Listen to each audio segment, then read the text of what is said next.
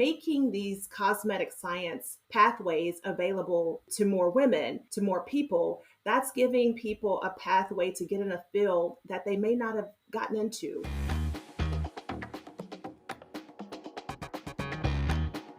Welcome to the Coursera podcast, where we have conversations with renowned experts and industry leaders to explore global trends impacting the future of work and education.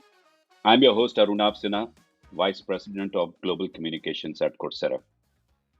Despite the fact that most cosmetics are targeted to and bought by women, did you know that men have an outsized influence on how they are made? In the US alone, women make up less than half of cosmetics chemists. This disparity deepens when looking at STEM as a whole, where women represents only 1/4 of the overall workforce. To help bridge this gender gap, Ole has launched a new specialization, Introduction to Cosmetic Science and Ingredients, on Coursera to help women jumpstart their career in the field of cosmetic science. I am thrilled to have the instructor of this specialization and a true STEM powerhouse on the podcast today. Dr. Rolanda Wilkerson is an in-house cosmetic scientist at Ole and a senior director and fellow of skincare at the $83 billion consumer goods giant Procter& Gamble. She works closely with dermatologists, clinicians, and beauty scientists to research, develop, and report on the latest emerging skin and hair science and technologies. Some of your staple products may be products of her work. Welcome, Rolanda. Thank you for having me. Before we discuss the new specialization, let's talk about your path to cosmetic science. What initially fueled your interest in helping others with their hair and skin journeys? Well, hair and skin, that journey for me has evolved through not only just understanding the science, but then also understanding the science behind beauty and having a passion for both. I had a chance to have those two worlds merge together.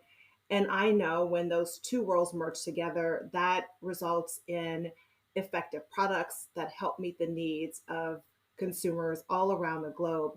More specifically, it helps them not only feel good about themselves, but also helps them feel good about how they look too. Can you shed some light on the progression of the inclusive beauty movement and how you approach equality in your work? Sure, beauty products can and should deliver on all needs, different needs of all consumers.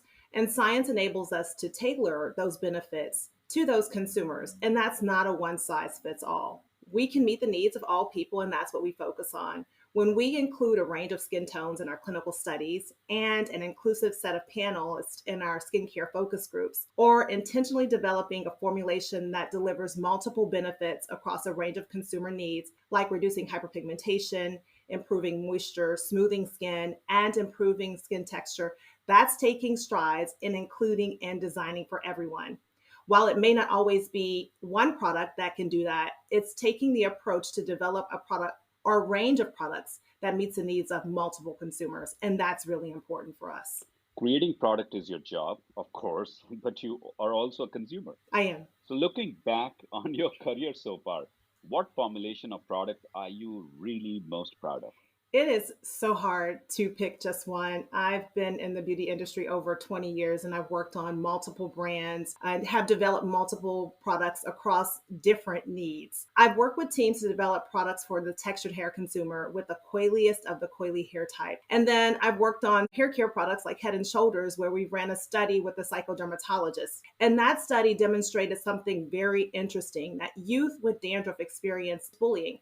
And the impact of that can be seen through adulthood, where adults reported the exact same thing. That resulted in a campaign with youth to combat bullying and education with youth on how to properly care for their scalp in the best way. And the important thing about that is that we have products that are able to help them and minimize the negative impacts of dandruff upon their lives.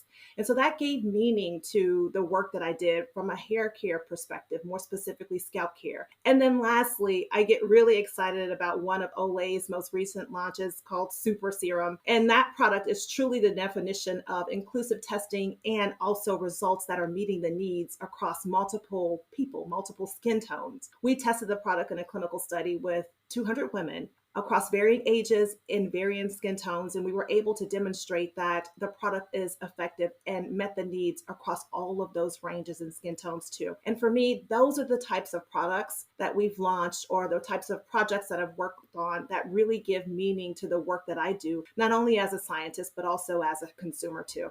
That's fascinating, Rolanda. So, in some sense, these consumer and beauty products are also deeply connected to the self esteem of youth, isn't it? Indeed, deeply connected. And when you have a product that's effective and provides benefits, it can make a meaningful impact and actually a lifelong impact as well. Fantastic. So, now let's shift our attention to your passion for driving more women to careers in STEM. There is no secret that women and people of color have often been hidden figures in STEM.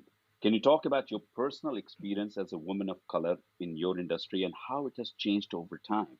Wow, that question actually gave me chills. I can feel the goosebumps rise.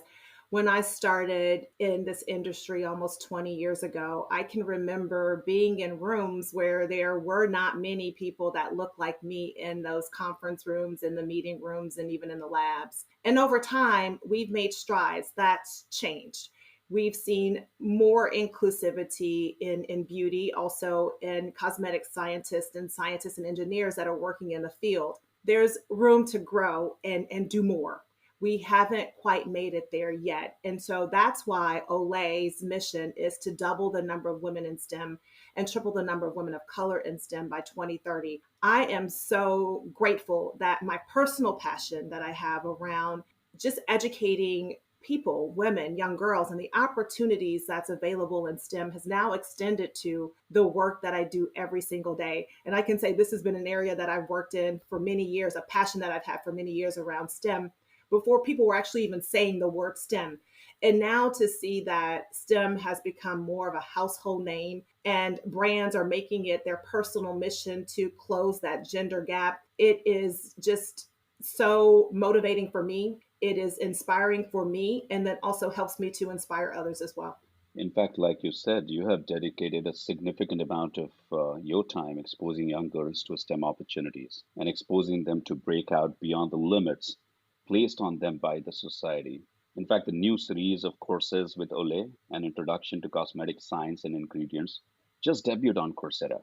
How does this educational initiative reflect on Ole's commitment to doubling the number of women in STEM? Well, when the opportunity arose to develop a course with Coursera, the first place I went was cosmetic science because that's an area where, one, lots of people come to me and ask me, well, how did you get into this field? Can you tell me a little bit more? And the pathway to that wasn't very clear. Also, there are not that many cosmetic science certifications available to date. And so, making these cosmetic science pathways available to more women, to more people, that's giving people a pathway to get in a field that they may not have gotten into had this course not existed. So it was a no-brainer for me to one, work on this cosmetic science course in specialization to reach more women in STEM, but then also have a greater reach to bring all into the area of understanding skin, understanding their skin, understanding the effective ingredients that go into skincare. And then, therefore, there's a greater appreciation not only for cosmetic science, but also the products that they use every single day. And then also enable more people into the pathway of cosmetic science, too. Wow, it seems that you're deeply passionate about this topic clearly. And at Coursera, we often call learning is the source of human progress. Clearly, education creates opportunity, education creates equity, education creates equality. How has education played a big role in your own life?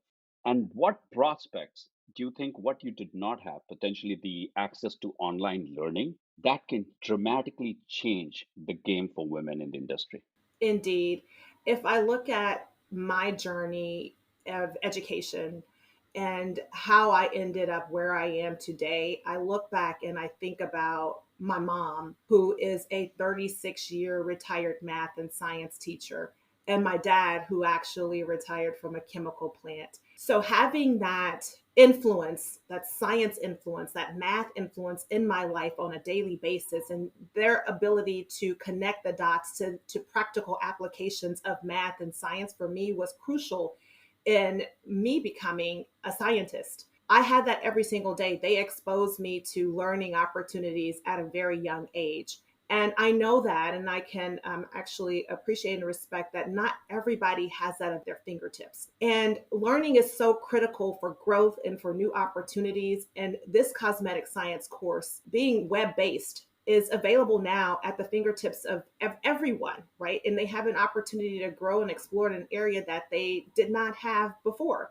And so for me, this is very much so connected to my core, connected to what I grew up with, a mother who taught me every single day and my brothers every single day. And now I get a chance, and it is an honor. It is truly an honor to be able to do that for millions of people who will be able to experience this cosmetic science course and then become certified and then hopefully ultimately be led to a career in cosmetic science. And then obviously, ultimately, we hope that they what might come and work with us as a part of our team eventually too.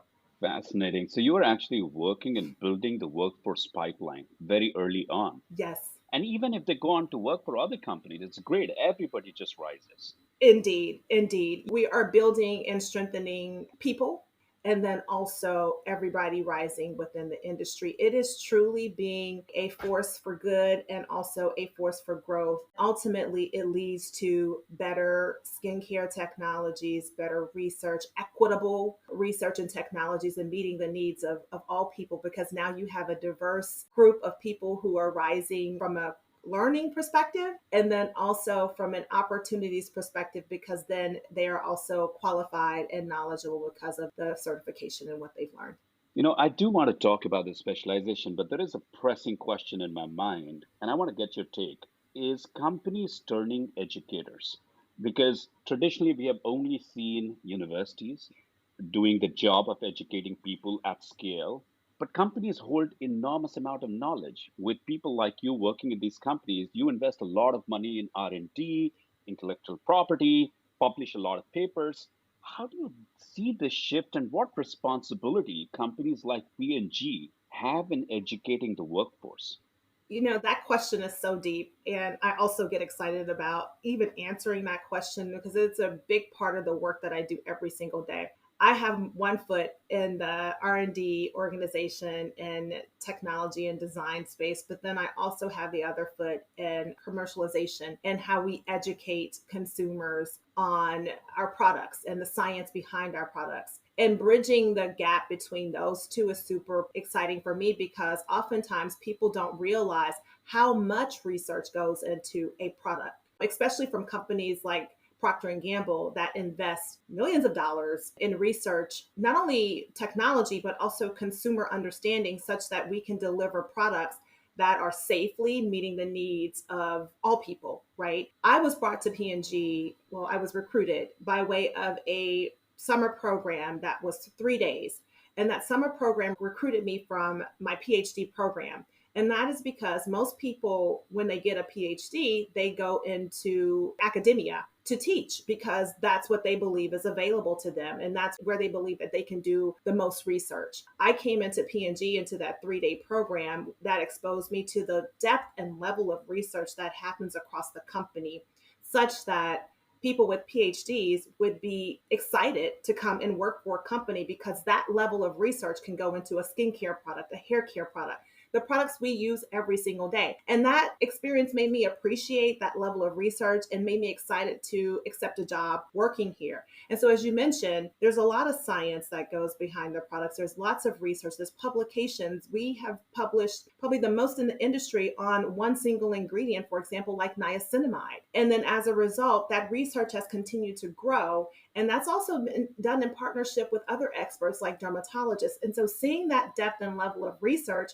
it's so important now to inform and educate the consumer because there's a lot of misinformation that's also happening on social, right, in the area of skincare. And it's important to help equip people so that they know how products are designed safely, how ingredients are discovered, how they're formulated, And then also, it takes into account the regulations that we have to respect across different regions in the world.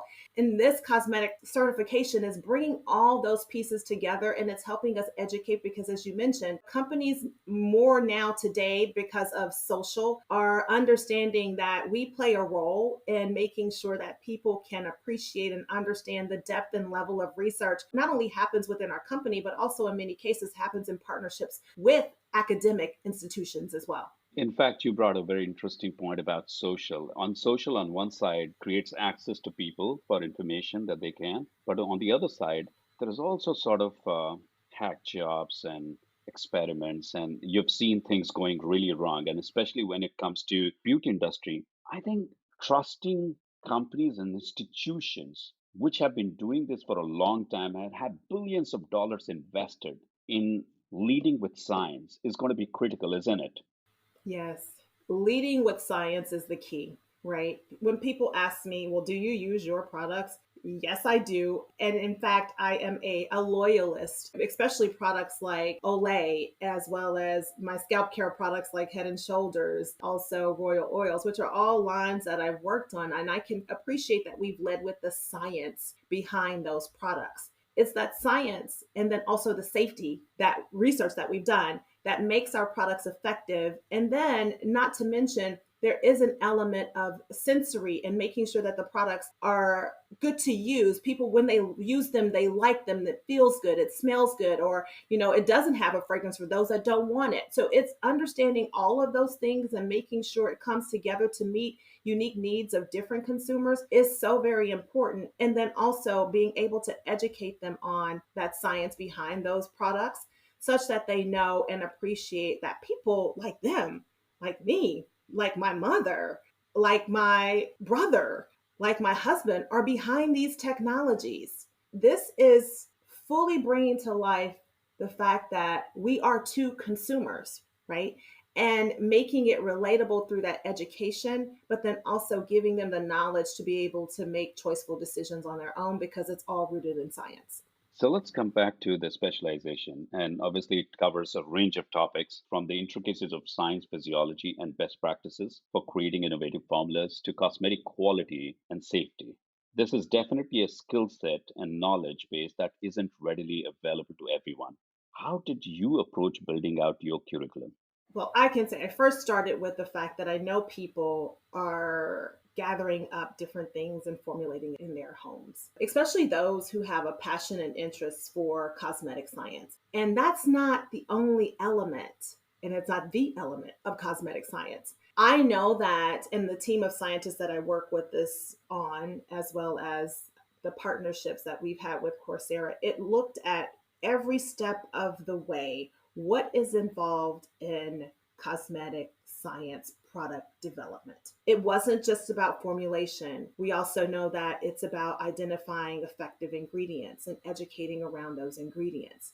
It's also about safety and toxicology and then regulations. And so we wanted to make sure that we set the groundwork for what that looks like every step of the way in the cosmetic development process, from early stage research, which is what we call upstream research design, to downstream product development and product launch. It also is inclusive of how it's so very important to understand the consumer. You asked me earlier about designing products for different needs and for different people. That's super important for us, and that we take that into consideration as we develop products. As a result, we made sure that our curriculum included four very important modules to bring to life a very effective cosmetics product. Fantastic. I'm sure that you are also looking closely at the impact of AI on the cosmetic industry, especially when it comes to sort of data modeling. I'm sure that your industry produces enormous amount of data that has to be analyzed, new models have to be developed. Clearly, it is a lot in the clinical side. What possibilities are you excited about that AI presents in cosmetic industry? Oh my goodness, I think we've seen an example of some of those areas already in recent launches, I would say.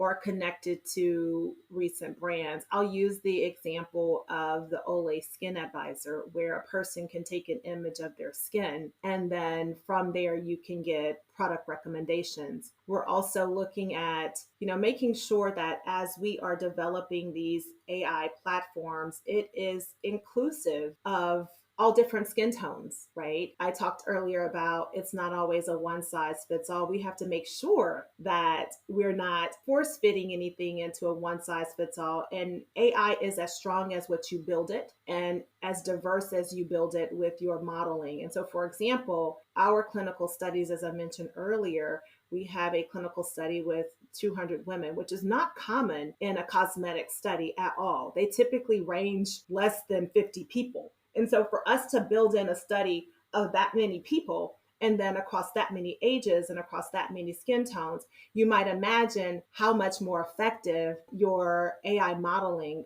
could be or would be, because you're designing for a diverse set of consumers that need products that are meeting a diverse set of needs. And so, as you mentioned, AI has grown. We've seen examples of that where people can try on makeup. Even outside of that, from an aesthetic perspective, their glasses. It's also connected to hair and different hairstyles. And so for us, we continue to look at that and evaluate what's right for us from a company perspective and how we want to grow with this growing AI field. Fantastic.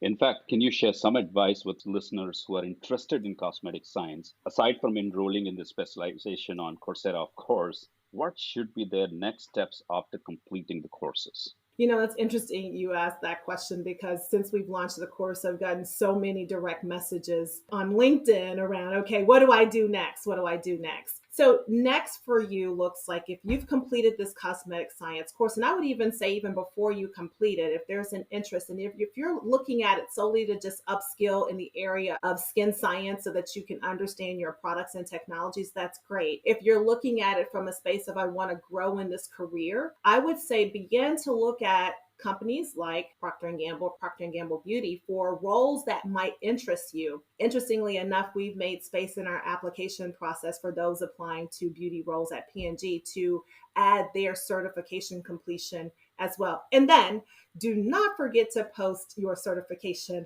on LinkedIn. Absolutely, it's a must. Share. Yes. Thank you so much for spending this time with us, Dr. Wilkerson. Hopefully, this specialization will inspire a new generation of cosmetic scientists. You have taken a profound step towards that. To close out our conversation, can you share a few of the ingredients or methods you're most excited to see explored or developed in the future? I must say that is a juicy question. Yes, yes, I want to get some news. Well, I can't disclose what is coming exactly around new innovation or ingredient technologies, but what I can say I'm excited about is the industry evolving with different product forms and exciting product forms, and also product packaging to meet different needs. Cleansing, moisturization, SPF protection, all super important in the skincare regimen. I'm excited about what's to come in those areas, more specifically also in the area of cleansing. Thank you. And that was really informative. I deeply appreciate Dr. Wilkerson for sharing your knowledge and insights with us today. Thank you. Introduction to Cosmetic Science and Ingredients is available now on Coursera.org. If you enjoyed this episode of the Coursera podcast, please rate, review, and share. Until next time, I'm Arun Sinha. Thank you for tuning in.